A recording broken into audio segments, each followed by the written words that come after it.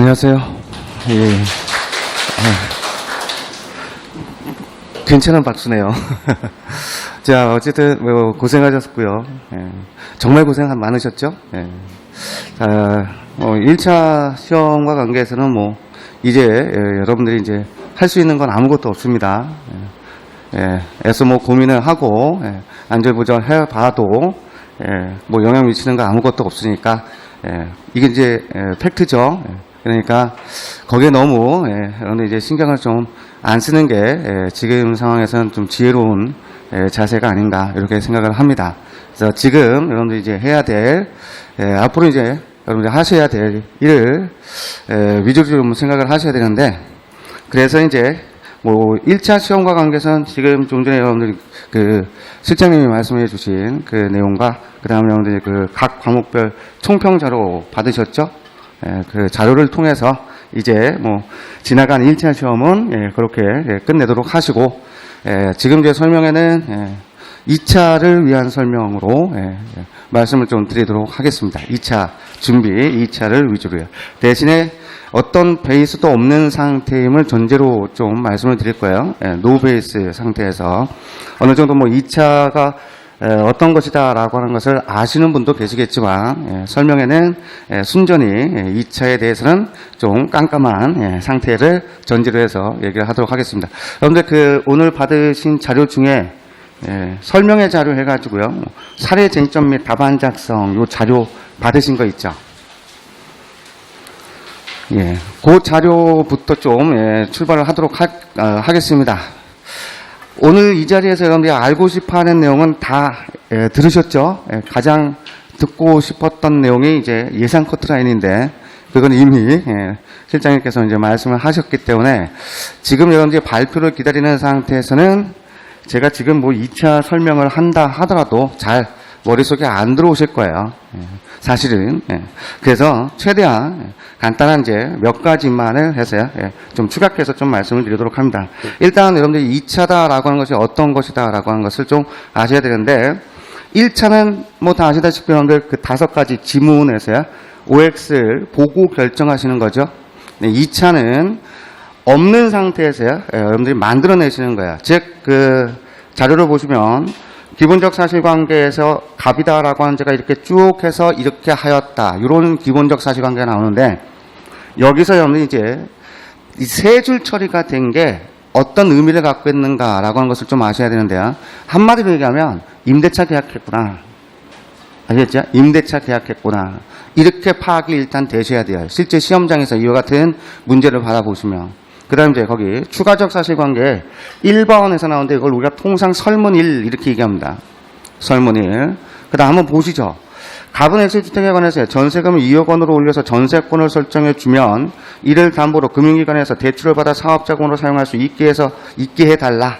이렇게 해서 이제 병의 부탁에 따라서요, 제가 임의로 꺽쇠를 잡아드렸어요. 실제로는 전세권 설정 계약의 의사 없이 굉장히 중요한 사실 자료입니다. 이런 게. 그러면 전세권 설정 계약의 의사 없이 병가요, 우리가 기본적 사실관계는 임대차 계약을 한 건데, 전세권 설정 계약의 의사 없이 병과 전세권 설정 계약을 체결하고 또 이러이러해서 전세권 설정 등기까지 맞춰주었다. 여기 꺽쇠 파트 있죠. 요 세 줄 사실 자료가 어떤 법률적 의미가 있는지 실제 시험장에서 거기 오른쪽 화살표 보시면 이게 바로 그 법률적 의미가 통정허위 필수에 해당됩니다. 이런 법률적 의미로요, 전환이 되셔야 돼요. 요 사실 자료가. 그 다음 또 연이어서 한번 보시죠. 병원관은 2017년 4월 3일 날 또 그 다음 꺽쇠 그 사정을 모르는 정은행으로부터 1억 5천만 원을 대출받으면서 전세권을 담보로 해서 정은행 그 은행에 이제 저당권 설정 등기를 맞춰주었다. 여기까지 또 꺽쇠 친 부분. 이때 그 정이다라고 하는 부분에 여러분들이 동그라미 실질 칠 수 있도록 하셔야 돼요. 알겠죠? 그렇게 포인트가 실제 시험장에서. 그러면 이 꺽쇠된 부분에 대한 또 법률적 의미가 어떻게 되느냐? 축약된 법률적 의미로 받아들이셔야 돼요. 그래서 오른쪽 화살표 보시면 이때 정이라는 자가 결국 108조 2항의 선의 제3자 보호 규정의 문제구나, 이렇게요. 그 다음 맨 마지막 가보시죠. 이 경우에 근데 갑이다라고 한 제가 그래서 정은행을 상대로 정명에 전세권 저당권 설정 등의 말소 등기 청구를 하였다. 할 수 있는가, 이렇게 나왔죠. 이게 설문의 맨 마지막 물음입니다. 요 설문에 충분하게 답변을 하셔야 돼요. 물론 100점은 고려하시는데, 그러면 항상 제가 말씀드리는데 어떤 청구를 하였다, 어떤 수를 제기했다라고 하는 것이 나오면 반드시 실제 시험장에서는 여러분들이 포인트를 두셔야 됩니다. 그 포인트는 동그라미 치든지 밑줄 그든지 어떤 형태로든지요. 아시겠죠? 그러면 오른쪽 화살표 판례, 오른쪽 화살표 파트 가시면 결국은 여기가 214조에 따른 말소 등기 추문권의 성립 여부예요. 이렇게 전개가 되는 겁니다. 이렇게. 자, 그러면 맛보기를 이제 이렇게 말씀을 드렸는데, 결국은 2차는 나타난 사실 자료 갖고요. 여러분들이 답안에 쓰셔야 돼요. 그럼 답안에 어떻게 쓰시느냐? 일단, 지금 보시니까 문제 설문의 사실관계에 이게 제일 중요해요. 일단, 여러분들 지금 제가 설명하는 건 어떤 베이스가 없는 노베이스 상태에서 말씀을 드리는 거예요. 자, 그 다음, 이렇게 설문 사실관계가 등장이 됐을 때 그 사실관계에 오른쪽 화살표처럼 여러분들이 실제 시험장에서요. 그 문제지 여백에 그에 대한 법률적 판단으로요. 바로 전환이 되셔야 돼요. 이게 안 되면 안 됩니다. 법률적 판단으로 전환된다는 말이 굉장히 좀 추상적인 것 같은데 여러분이 다 알고 있는 내용이에요. 어떤 내용이냐면 한마디로 얘기하면 쟁점이 뽑아져 나야 된다고요. 아시겠죠? 쟁점이. 요걸 우리가 다른 말로 얘기한다면 쟁점이 이렇게 분석이 되셔야 된다는 게. 분석력이 굉장히 중요합니다. 뭘 묻는 쟁점입니다. 이와 같은 형태. 그러면 이렇게 해서 지금 우리가 그 순차적으로요. 108조이랑 108조이랑 그다음 214조 말소등기 청구권이라는 세 가지 쟁점이 나왔던 거야. 세 가지 쟁점이. 그러면 이걸 갖고 이제 여러분 답안에 쓰셔야 되잖아요. 답안은 결국 어떤 형태로 쓰시냐면 다른 특별한 사정이 없다면 다른 특별한 사정이 없을 때요. 설문에 충분하게 여러분들이 대응하시고 그다음 그런 사정이 없다면 판결문 양식과 유사하게 쓰시는 겁니다. 아시겠죠? 마치 여러분들이 판사 입장에서 쓰시면 돼요. 판사 입장에서. 물론 여러분들 요즘에 그 뉴스에도 나오는데 존댓말 쓰시는 판사, 판결문, 뉴스에도 한번 보셨죠? 네, 존댓말은 없습니다. 아시겠죠? 여러분들 답안에선 존댓말 쓰실 필요가 없어요. 갑이 이렇게 하였지 않습니까? 뭐, 이런 거 없습니다. 예. 자, 어쨌든, 그래서 우리는 존댓말 같은 것 없이, 그러면 판결문의 양식이 또 어떤가라고 하는 것을 조금, 이제 2차를 좀 준비를 하시려면, 판결문의 양식이 좀 어떤가라고 하는 것을 좀 보셔야 되겠죠. 일단, 나머지는 다 빼도록 합니다. 상세한 건 이제 본격적으로 이제 내일서부터 들어가는 우리 이제 동차반 강의 때 다 말씀을 드릴 테고요. 오늘 이제 설명회다라고 하는 것을 전제로 해서만 말씀을 드리는데 판결문의 양식에서 중요한 건 그러면 이렇게 인정이 된다면 그런 사실을 기초로 해서 그와 같은 실체법상의 권리 또는 의무다라고 하는 것이 인정이 되든 또는 부정이 되겠죠. 그러니까 결국 원고 청구를 인정을 하든 부정을 하든 이런 주문이 나오는 겁니다. 이게 판결문의 양식이에요. 여러분들이 지금 2차를 준비할 때 처음 생각을 해야 돼. 그럼 우리는 판결문 양식대로 여러분들 답안을 작성한다고 한 거죠? 알겠죠? 그러면 답안에서는 그러면 어떤 형태로 나타나는지를 좀 확인하시면 답안이 그렇게 생소하지는 않을 거예요. 결국 이 파트, 주문에 해당되는 이 부분이 여러분들 답안에선 결론 이렇게 목차가 잡히고 쓰시는 겁니다. 알겠지? 결론 이렇게 하고 목차를 잡고 쓰시는 거야. 즉, 결론, 그 다음 그 본문 내용에서야. 그러면 갑에 지금 말소등기 청구권이 인정될 수 있는가라고 했으니까 인정된다면 인정될 수 있다. 인정된다. 인정될 수 없다면요? 인정될 수 없다. 이렇게요. 이게 판결문의 주문에 해당된 여러분들의 답안입니다. 그럼 당연히 왜 그런 결론을 썼느냐? 이유 파트. 알겠지? 여기가 설문이 이렇게 나와요. 이에 대해서요. 근거를 쓰시오. 이렇게 쓰면 근거라는 목차를 잡고 쓰시면 돼요. 근거. 또는 그에 대한 논거를 제시하면서 쓰시오. 그러면 논거. 이렇게 목차를 잡으시면 됩니다. 또는 아무 말 없어요. 그냥 인정될 수 있는가? 그렇다면 통상 근거 또는 이유 이제 이런 등으로 쓰시면 돼요. 알겠죠? 자, 그 다음 여기서 이제 근거, 논거, 이유다라고 하는 파트에서 어떤 사실들이 인정되는지 부정되는지 요 사실 파트가 하나하나의 쟁점이 되는 거예요. 아시겠죠? 이게 하나하나의 쟁점입니다. 그러면 당연히 이런 형태로요. 먼저 첫 번째, 지금 갑이다라고 하는 자의 말소 등기 청구권이 인정되는가, 즉 성립 여부. 우리 맨 마지막 화살표 파트지만 먼저 여기서부터 출발하는 거야. 그래서 항상 무슨 청구를 했다면 그 청구부터 당부를 검토하시는 겁니다. 청구와 관련해서요. 이해되었죠? 그러면 이 청구권이 인정되기 위해서는 당연히 그 근거에, 가장 중요한 근거는 뭐가 있어요? 조문이잖아요. 이해되죠? 조문. 여러분들 1차 때 그렇게 수없이 많이 보셨던 조문.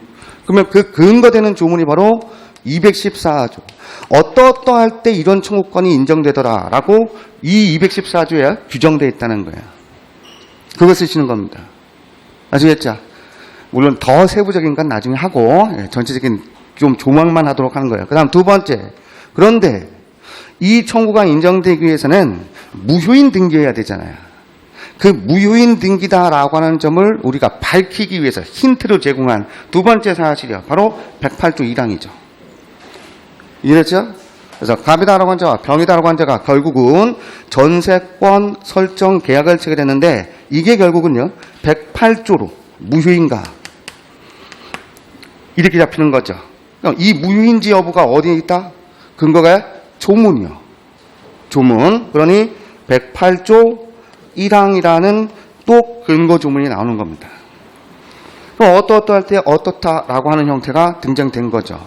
자, 그런데 정이다라고 하는 자는요. 이와 같은 무효인 등기를 터잡아서야 새로이 이해관계를 맺었다면 그 자에 대해서는 또 무효로 주장하지 못한다는 게 108조 2항에 규정되어 있죠. 그래서 이제 세 번째, 그런데 정이다라고 하는 자, 이 자에 대해서 이와 같은 무효를 주장할 수 있을까? 이런 형태의 얘기예요. 어디에 근거야? 조문이요. 조문. 그러면 108조 2항이 나오는 거죠. 그러면 생각해 보십니다. 특히 108조 1항에 따라서야 이와 같은 사실을 갖고 얘기하는 것이 무효인가? 108조 2항에서 특히 여기 선의 제3자라고 해야 되는데 이 제3자는 과연 누구를 말하는가? 아시겠죠? 선이면 족한가?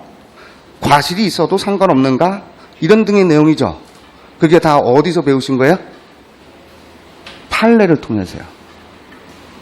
판례를 통해서. 특히 이러니 뭐 여기는 크게 어렵지 않고 여기서 특히 이 부분에 대한 판례가 중요하구나. 그럼 판례 입장을 이제요. 보고 쓰시는 게 아니라 이제 1차 때는 그 판례가 지문으로 나왔잖아요. 2차 때는요. 여러분들이 암기된 내용대로 이 판례를 쓰셔야 되는 거예요. 그래서 이제 어려운 겁니다.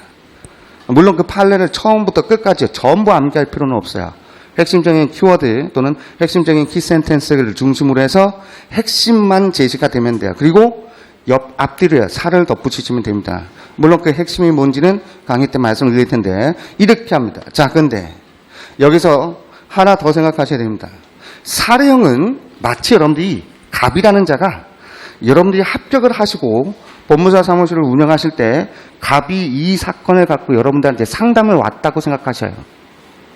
아니죠. 상담을 왔다. 그러면 여러분들이 상담해 줄 내용이 뭐다?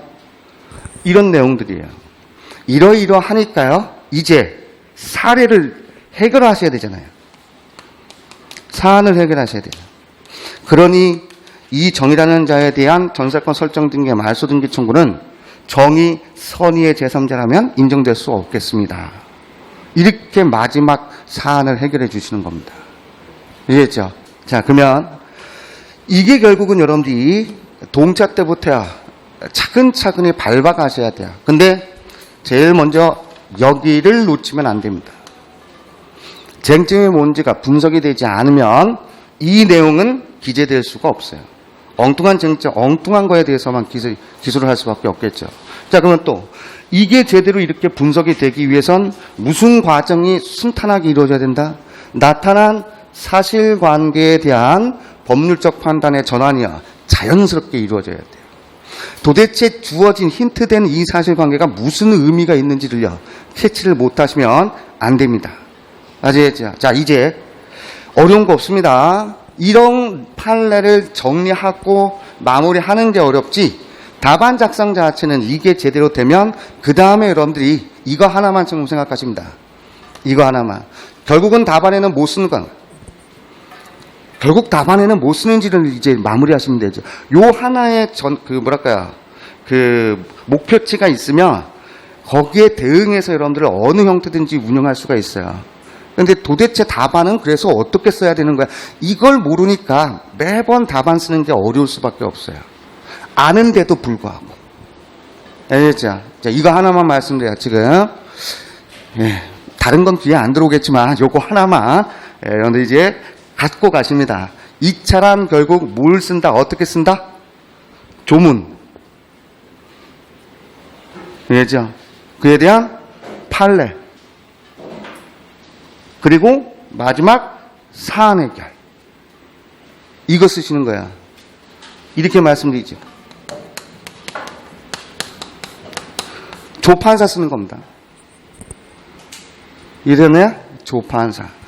이거 쓰시는 거야. 물론 여기서 플러스 한다면 요 조문은 여러분들 어떤 내용이야? 어떠어떠할 때 어떠어떠한 효과가 있다. 이 조문의 구성이죠. 결국 이 조문을 쓴다는 건 뭘 쓴다? 요건 효과를 쓰는 거야. 결국은 판례는요. 뭘 쓰는 거야? 판례는 이 요건 중 문제되는 부분에 대한 판례. 효과 중 문제되는 부분에 대한 판례. 이래야죠. 이게 2차야. 한마디로 정리한다면 이게 여러분들이 이제 앞으로 해야 될 2차입니다. 구구절절 아무것도 의미 없는 얘기 다 얘기할 필요는 없죠. 알겠죠? 정리가 안 되는데요. 그런 얘기들은. 2차는 이제 마무리 정리는 이거예요. 2차는 뭘 쓴다? 조판사 쓴다고요. 조판사. 물론 이 조문에 담겨 있는 건 결국 요건 효과고 요 요건 효과의 해석의 결과물이 판례잖아요. 판례. 그러니 요 부분에 대한 판례들은 전부 요건 효과에 대한 판례를 쓰시는 겁니다. 이게 2차입니다. 근데 이 2차가 이렇게 해서 여기까지만 얘기하면 굉장히 쉽죠. 이제 2차 뭘 써야 되고 어떻게 해야 되는 건 좀 감은 좀 잡히는 것 같아. 그죠? 네. 감만 잡은 거야. 감만 잡고 실제 여러분들이 그래 나 이제 이렇게 하면 되겠네. 자 이제 공부 한번 시작해 보자. 공부 한번 시작을 해 보세요. 막상 민사소송법서부터 우리가 이제 내일서부터 동차 들어가는데 일단 노베이스예요. 민사소송법도 한 번 정도 많이 봤어요. 한 번. 한 번도 예전에 봤어요. 지금 민사소송의 기초 지식이 없다. 아니면 애초에 민사소송법은 모르는 상태다. 노베이스 상태에서 한번 여러분들이 내일서부터 동차 강의를 한번 들어보시면 이게 그렇게 만만한 게 아니구나라고 하는 것을 아세요. 여러분들이 학창시절 때 제일 하기 싫었던 과목이 뭐예요? 국영수죠. 국영수. 하기 싫은 과목 민사소송도 민법도요. 굉장히 어렵잖아요. 그래서 이것 좀 하기 싫다 이렇게 생각하는 과목 중 하나죠. 그런 의미에서 좀 아마 말씀을 드리는데 여러분들 이제 법학은 국영수를 공부하는 것과 같은 양식이에요. 사실은. 그것만 좀 이제 얘기하면서 끝을 향하도록 하겠습니다. 영어를 한번 얘기해 보죠. 영어 설명회는 아니지만 좀 매치가 되는 부분이 상당히 많이 있기 때문에 영어를 한번 생각해 보세요. 영어 공부를 하실 때 처음 이제 영어책을 본다고 하죠. 뭐부터 하세요? 단어 암기하시죠? 단어. 예전에 했던 거 한번 생각해 보세요. 단어 암기하잖아요. 단어. 그 다음에 또 뭐 하십니까? 문법 배우시죠. 그 다음에 문법 배우시잖아요. 그 다음에 이제 이런 걸 기초로 해서요. 어디로 나가요? 독해요. 이게 안 되면 독해 안 되잖아요. 이게 되어야 독해가 되는 겁니다. 독해에서 조금 한 단계 더 나가면 그 다음에 또 뭘 연습하십니다? 장문. 영어 문장을 좀 작성해 보는 거예요. 이게 되어야 이제 그렇게 하고 싶었던 회화가 되는 겁니다. 그렇죠? 이게 되어야 그렇게 하고 싶었던 유창한 영어 회화가 되는 거야. 이게 바로 영어 공부의 단계잖아요.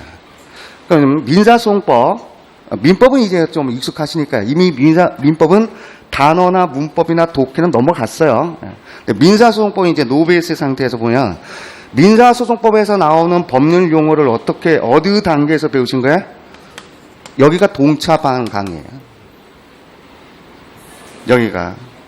문법은요, 여기가 이제 예비순환 강의. 여기가.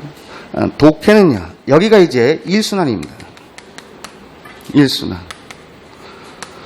이렇게 해서 이제 최대한 압축한 정리 상태에서 어느 정도 답안을요, 좀 거의 그럴싸하게 쓰는 연습을 하시는 거야. 이게 바로 2순환이에요. 아시겠죠?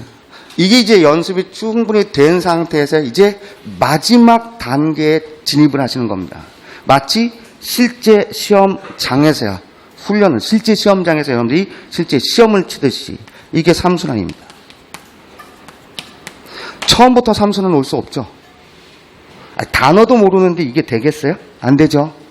민사소송법 여러분들 법률 용어 아는 단어, 아는 용어 몇 개 있을 거예요. 그런데 전문적인 민사소송법의 용어를요, 모르는 상태잖아요. 이게 되셔야 돼요. 여기로 바로 들어갈 수 없습니다.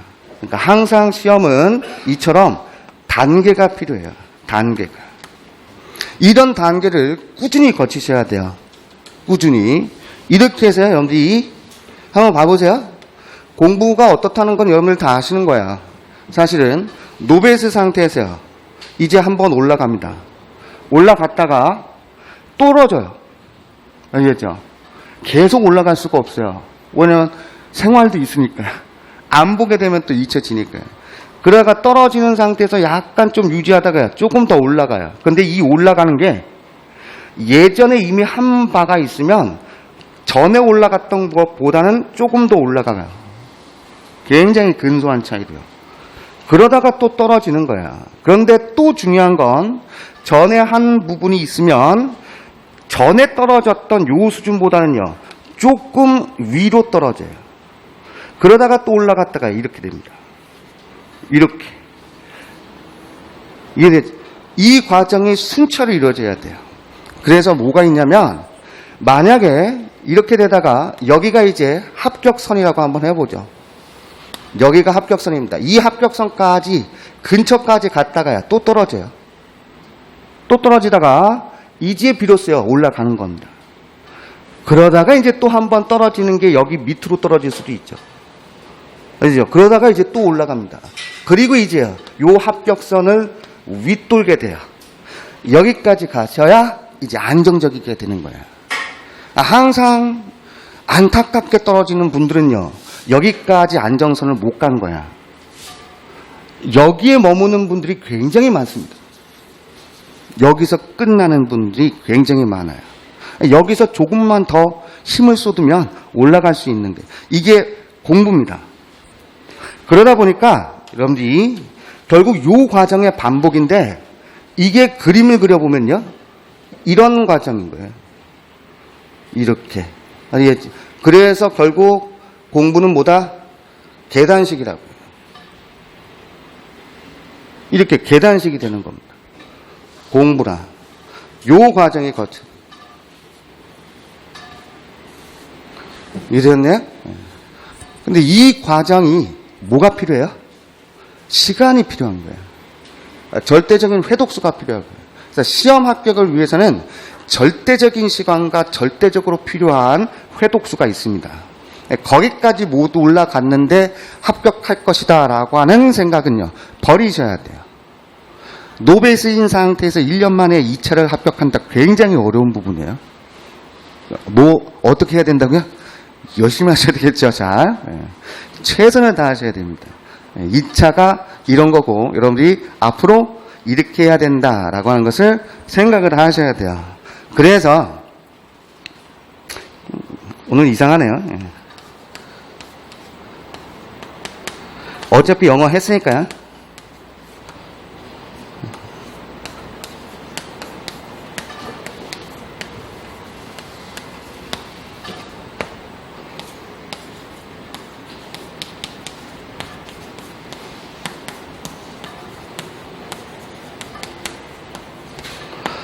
요 문장을 여러분들이 독해도 되고 회화까지 되기 위해선 단어가 암기가 되셔야 되죠. 이렇게 만들기 위해서 문법을 아셔야 돼요. 독해가 안 되는데 이런 문장이 나올 수는 없겠죠. 독해도 되고요. 작문도 해보시는 겁니다. 이래야 이와 같은 문장으로 영어로요. 입팀이 되는 거야. 되겠죠? 이렇게 만들기 위해선 이 과정이 필요하다 생각하십니다.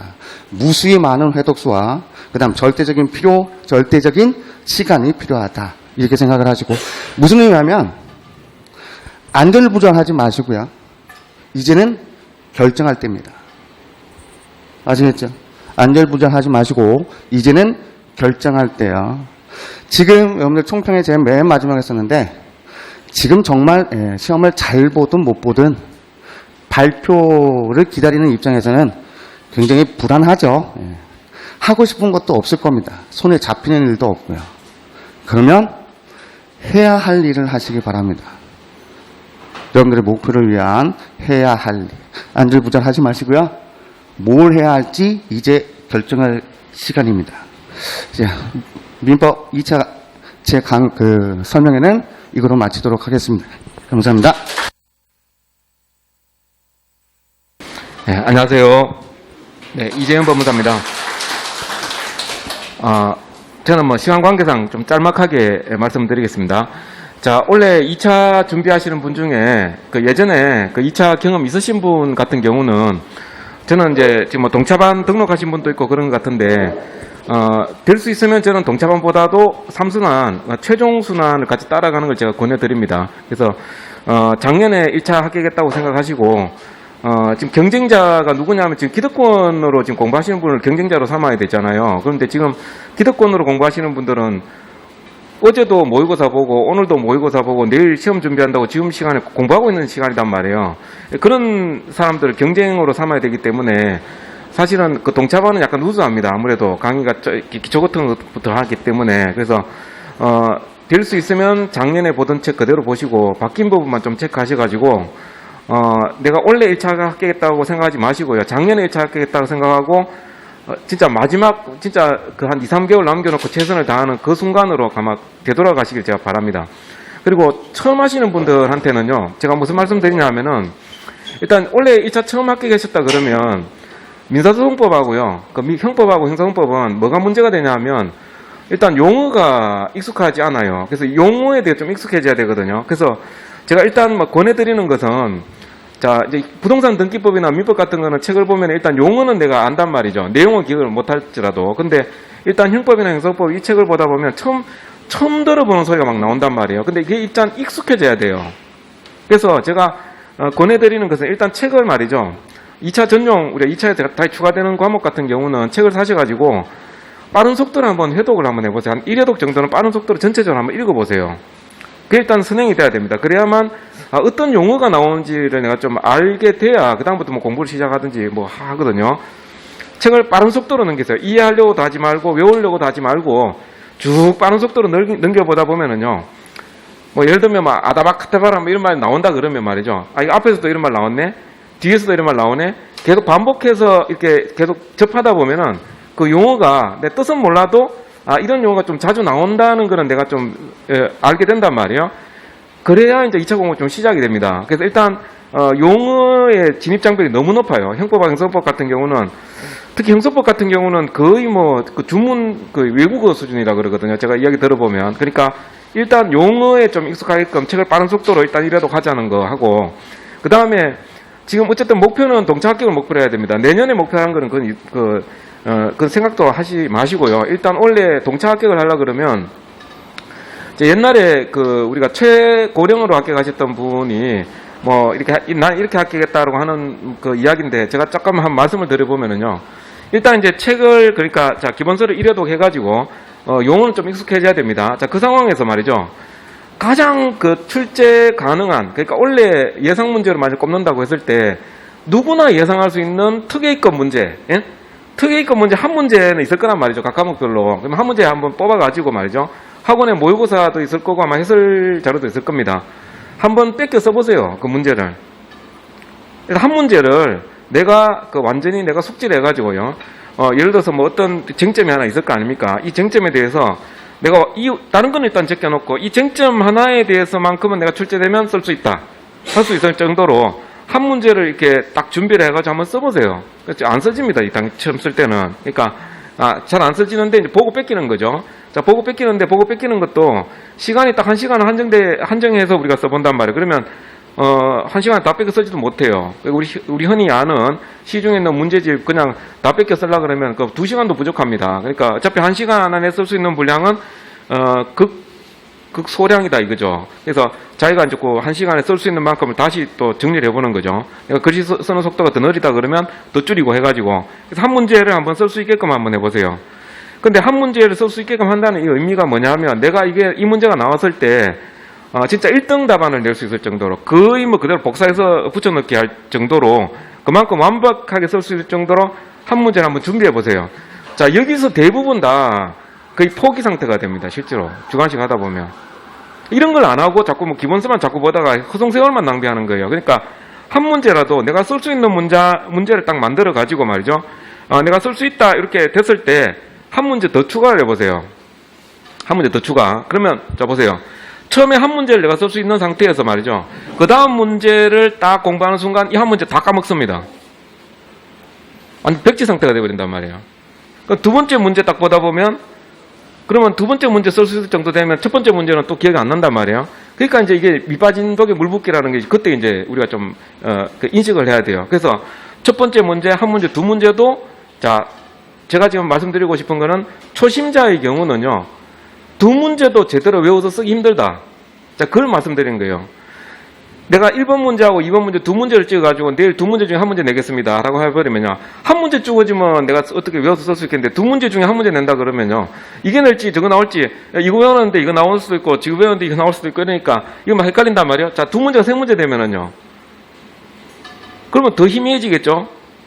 그런데 제가 아까 최고령으로 합격하셨던 분은 그렇게 해가지고 20문제를요. 20문제를 시험 칠 때까지, 지금 딱 요 시점이에요. 마지막 막판 한 두세 달 남겨놓고, 각 과목별로 20문제를 그러니까 계속 밑빠진 독에 물 붓기잖아요. 보고 나면 기억 안 나고, 또 덮으면 기억 안 나고, 앞에 거 보면 뒷문제 다 까먹고, 뒷문제 보면 앞에 거 까먹고, 계속 돌리는 거예요. 계속 반복을. 자, 그렇게 반복을 하다 보면 20문제가 완벽하게 기억이 안 난다 하더라도 희미하게 이제 안 상태에서 시험장에 가는 거예요. 그 시험장에 가가지고 문제를 딱 보는 순간, 문제를 받아보면은 그 문제에 관련된 논점만 생각하거든요. 우리는 다른 거는 머릿속에 다 지워버립니다. 그래서 시험장에 가서 모든 그 문제에 대한 집중해서 하다 보니까 자기 적어도 한 20문제 정도 안에서 관련되는 논점 어떻게 추출할 수도 있고 어떻게 운 좋으면 똑같이 나올 수도 있고요. 그렇게 하면 이제 그나마 이제 합격에 가까워진다라는 거죠. 그래서 제가 말씀드리는 거는 일종의 하나의 그 방법론입니다. 이렇게 하는 게 좀 더 실제적인 방법이 될 것 같고, 그리고 제가 그 객관식 할 때는요, 객관식 할 때는 제가 객관식 문제집을 많이 보라고 제가 강조를 아마 제 강의 들으신 분은 아실 거예요. 기본서는 잘 암기도 안 된다. 그러니까 객관식 문제집을 이걸 뭐 암기 자료라고 생각하고 객관식 문제집 중심으로 이렇게 공부하시라는 이야기를 제가 많이 했는데, 주관식은 그렇게 하면 안 됩니다.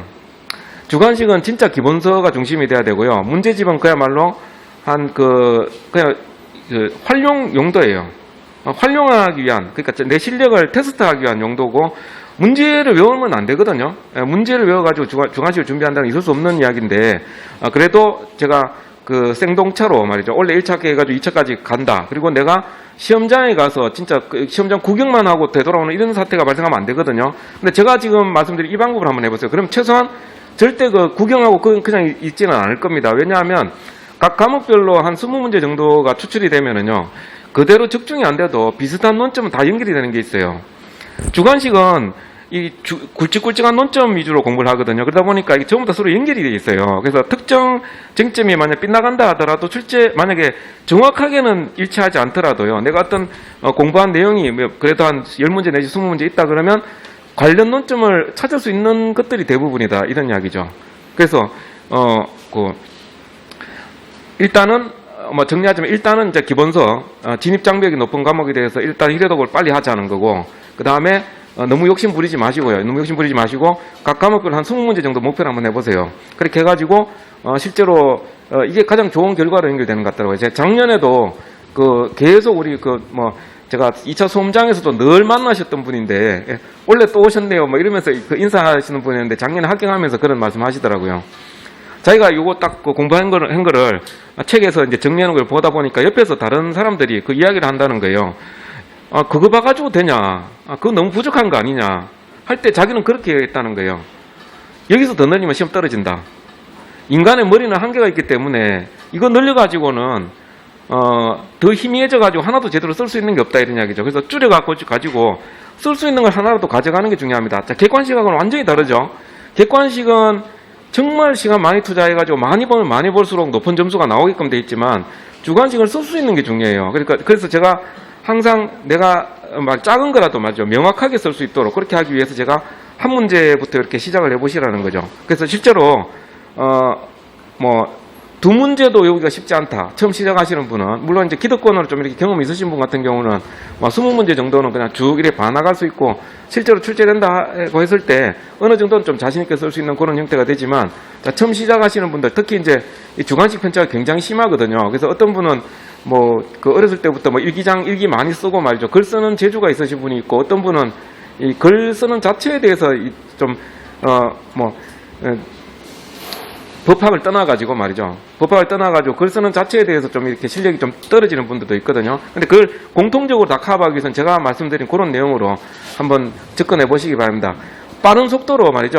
빠른 속도로 기본서 일단 1회도 가시고, 그 다음에, 예상 문제 찍는 거 아닙니다.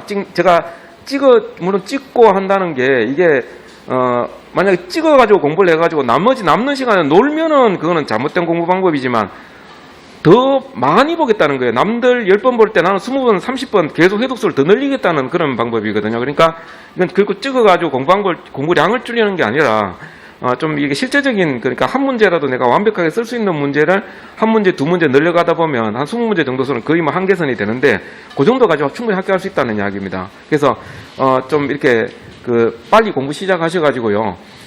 지금은 그 경쟁자들이 기득권 있으신 분들하고 같이 경쟁을 해야 된단 말이에요. 그래서 그런 각오로 지금 일단 시험 끝난 데 대해서 커트라인을 연연해 하지 마시고요. 어차피 공부 끝내야 되잖아요. 합격을 해야 끝나는 거 아닙니까? 그러니까 합격하기 위해서 내가 필요한 거는 어떻게든 지금 2차 공부를 해야 될 거 아닙니까? 원래 1차 만약 안 된다 하더라도 내년에 동차를 놓으려고 그러면 2차 공부 해야 되는 거고요.